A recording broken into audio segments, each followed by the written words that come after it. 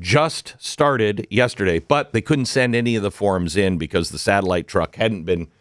They're having some issues with this brand new satellite truck. So the other place they were in another town, and they had set up showers. And I thought, that's really nice. That is. Except the showers weren't for the people. The showers for the no, seriously. The showers were for the volunteers, because they're sleeping on cots and things like that, and they need to get up and have a shower. So the people couldn't use the showers, but the volunteers could use the showers. Okay. And when the truck arrived to set up the showers, there were some paper pushers there, and they saw that some just volunteer special forces, guys who were just used to be in special forces, they set up a little medical tent. We had been flying in medicine like not ivermectin, insulin and things. People need to have their insulin. We set that up, and these guys were running this medical tent. And the guys from FEMA come in, and this woman comes over, and she says, "What are you doing here?" And guy says, "We're providing medical care and clinic. We have insulin and things that people need. May I see your license?" Oh my gosh. We don't have a license. And she said, "Well, then you're not going to be doing this." And he said, "You're right. We're not going to be doing this because you're leaving and I'm getting back to work."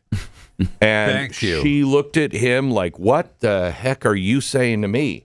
And he said, "We've been here for 7 days. You just arrived.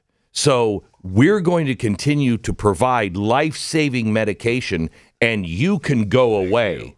And she did. Wow. She did. I mean, good. We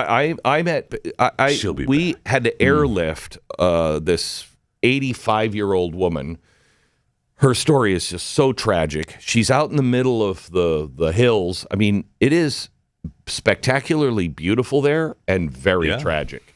And we're picking her up, and as we're putting her into the helicopter, she's saying, "That damn Biden, she is, where the hell is the federal government?" And I said to her son, I said, "Hey, tell everybody there are millions of Americans who are praying for you, thinking about you, and would love to be here to help, but they're sending help. You guys aren't alone."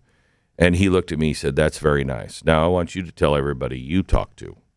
And I said, "Okay." He said, "You tell them that even if everyone has forgotten about us, we're capable of taking care of our own damn selves." Good. And I almost broke out in the Star Spangled Banner. Yeah. I mean, no doubt. Yankee Doodle Dandy came to mind. Yeah. These guys are great. The people are I'd live there in a heartbeat. In a heartbeat, I'd live there. That's awesome. Yeah, it really is. That's awesome. Yeah. So how do people, mercury1.org, obviously. Yeah.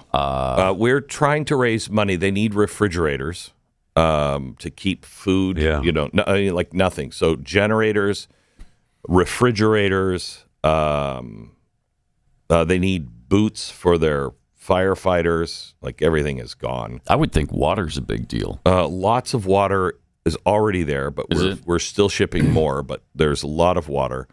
One of the churches is drilling. I don't know if they have a permit or not, but they're drilling for water on their own property to get water. Wow. These people are just doing it. Wow. I saw houses that washed down the road and were upside down. Oh, man. I saw, we went into this one neighborhood, and it's the creek is right behind, which became a massive river. Raging river, yeah. And there was this one house that seemed kind of okay. The water line was up by the door, halfway up the door, but it was okay. And all of these trailers, these, mobile homes, were all pushed up on one side of it. And they said, "You see these mobile homes? Yeah. Those were from about a mile up the street, and road see apiece. the house right behind. And there was a house that had been a house. I mean, like a house that was pushed up right behind the other house. And he said, "We're not sure where that one's from. We think that one is from 2 towns up the river."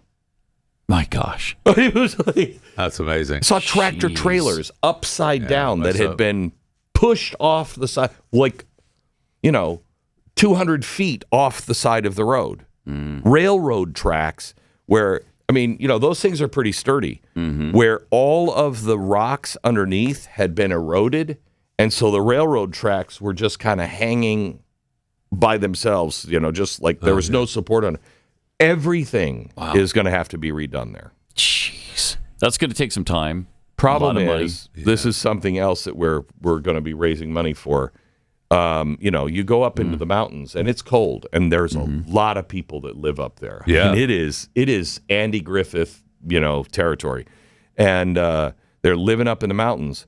Well, they have no electricity, no heat, and it's going to start getting cold in the next couple of weeks. So we're going to need space heaters and generators. What was the weather like yesterday? Was it hot? That was 75, Oh, probably. that's it not was, bad. yeah, it wasn't. Yeah, it that's wasn't good. bad. Huh? Humid, Yeah. but I tell you, the people. The people were salt of the earth, and you know who's really running things? Former members of the military, coming in from all over the country that are just like, you know what? I know how to help. That's what they did. That's what they did. It was God's army. They were all just like, I couldn't not be here. I knew this thing was going to be a crap show. Right. And so I just got in my car and I drove. And the former, special forces guys, they're running it. And they have no problem telling, the federal government, yeah, Or anyone. we're okay. Or anyone. Or No, anyone.